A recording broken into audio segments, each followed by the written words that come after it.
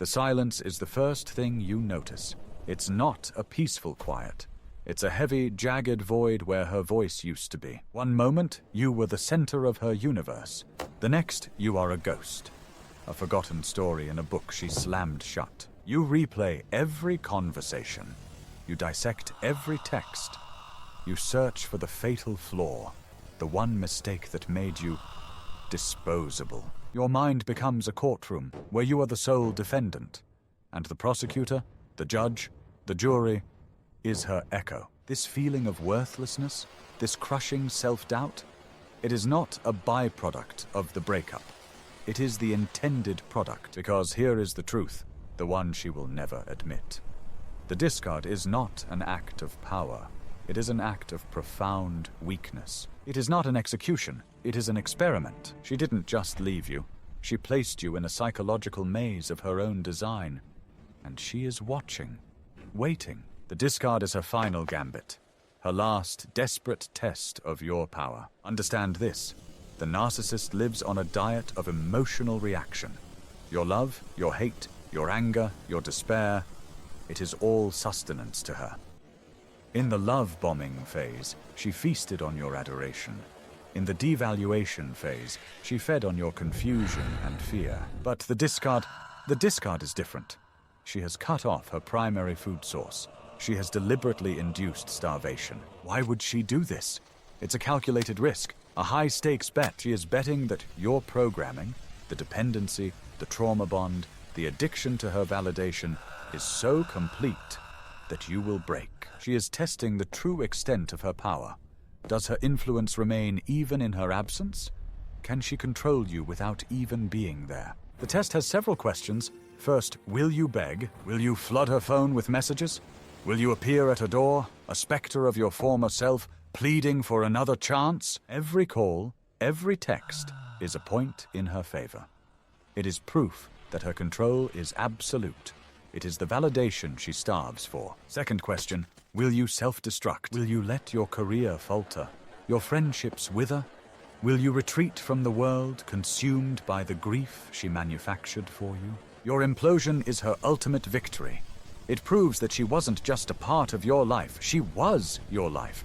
That without her, you are nothing. And the final, most important question. If she returns, will you take her back? This is the Hoover, the attempt to suck you back in. It might be weeks, months, or even years later. But if you fail the first two tests, she will be back. She will return, not out of love, but out of a need to confirm her hypothesis. To prove, once and for all, that you are hers to command. Let's consider a case. Let's call them Amelia and Julian. Julian was a musician. His entire life was building towards a single performance, a debut at the city's grand concert hall. Amelia knew this. She had celebrated his small victories, helped him memorize complex passages. She had woven herself into the very fabric of his dream. 1 week before the concert, she vanished. No note, no call, no explanation. Just silence. Julian crumbled. The test began. He called, he texted, he begged into a dead void. He passed her first test with flying colors. His practice fell apart. The music that was once his soul became a source of torment. Every note was a memory of her. He couldn't eat. He couldn't sleep. The concert, his life's dream, became an impending nightmare. He was self-destructing, just as she'd predicted. The night of the concert arrived. Julian stood backstage, a hollowed-out man. He was ready to walk away from it all. Then, a message. From her. I know you'll be amazing. I'm so sorry. I'll be there, in our spot. It was the final question of the test. The Hoover, the promise of redemption, dangled at his lowest moment. She had timed it perfectly. He was broken, desperate, and she was offering him the one thing he thought he needed. Her validation. And in that moment, standing in the darkness of the wings, Julian understood. The cruelty wasn't random. The timing wasn't a coincidence. It was all a script. A meticulously crafted play designed to break him, just to see if she could put him back together again. He was not a lover she missed. He was an experiment she was observing. The power you think she has, it's a mirage. It's a reflection of the power you give her. Her entire identity is a hollow construct, built from the stolen pieces of people like you. Without your reaction, she is nothing. A vacuum. To pass her test is to fail yourself. To win her game is to lose your soul. So how do you beat her? How do you ace this final twisted exam? You don't play. You drop the rope. You let her stand there, trying to win a tug-of-war against no one. You don't beg. You don't rage. You don't self-destruct. You don't even hate. You give her the one thing she cannot process, the one thing her fragile ego cannot survive. You give her nothing. Indifference is your superpower. It is the acid that dissolves her control, the mirror that reflects her own emptiness back at her. What did Julian do? Backstage, he read her message one last time.